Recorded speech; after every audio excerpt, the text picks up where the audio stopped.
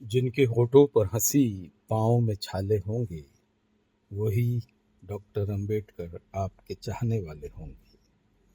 Doctor Bhimrao Ambedkar की जयंती पर आप सभी को शुभकामनाएं।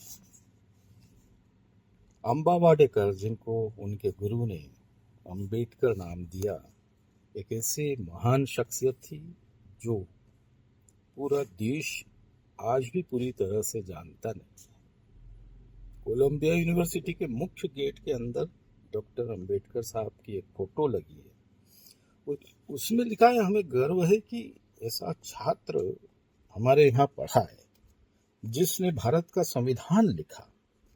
कोलंबिया विश्वविद्यालय के 300 वर्ष के इतिहास में जब सर्वे किया गया तो होनहार छात्रों के सर्वे में सिर्फ 6 नाम आए और उसमें सबसे ऊपर डॉक्टर अंबेडकर का नाम था।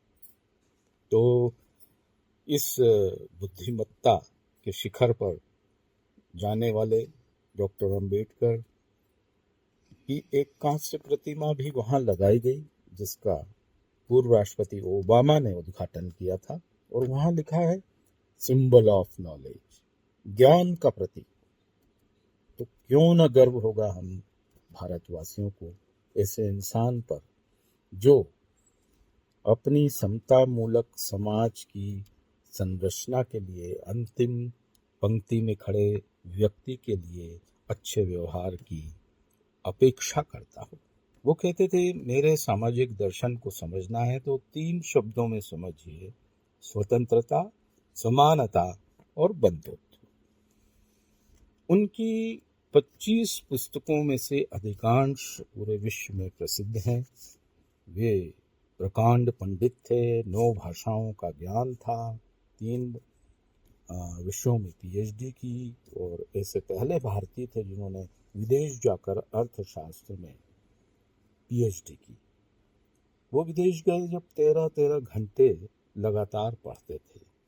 उन्होंने सिर्फ यही नहीं बल्कि 21 महीने 17 दिन और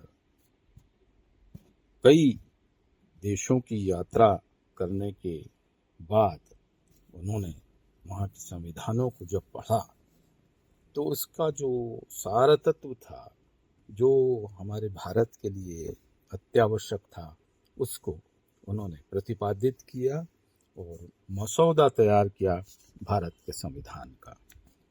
और एक ऐसा संविधान दिया जो हमारे समूचे विश्व में, समूचे दक्षिण एशिया में हम आसपास अस्थिरताएं देखते हैं, संविधानों का हम देखते हैं कि कोई बहुत ज़्यादा सशक्तता नहीं है। ऐसे में हमारे संविधान ने सबको एक करके रखा है। वे कहते थे कि अस्मिता का संघर्ष 21वीं सदी, दलितों के लिए, स्त्रियों के लिए, पिछड़ों के लिए, गरीबों के लिए, आदिवासियों के लिए, शोषितों, बच्चों और वृद्धों के लिए। तो जो महिला अधिकार है, सशक्तिकरण, इसके लिए उन्होंने हिंदू कोड जो बिल है वो रखा था और उसमें महिलाओं के सशक्तिकरण के लिए बहुत सारी बातें लिखी और संपत्ति के अधिकार को उन्होंने आगे लाकर ये बताया कि पुरुष और महिलाएं बराबर हैं, उनको समानता का अधिकार दिया जाए।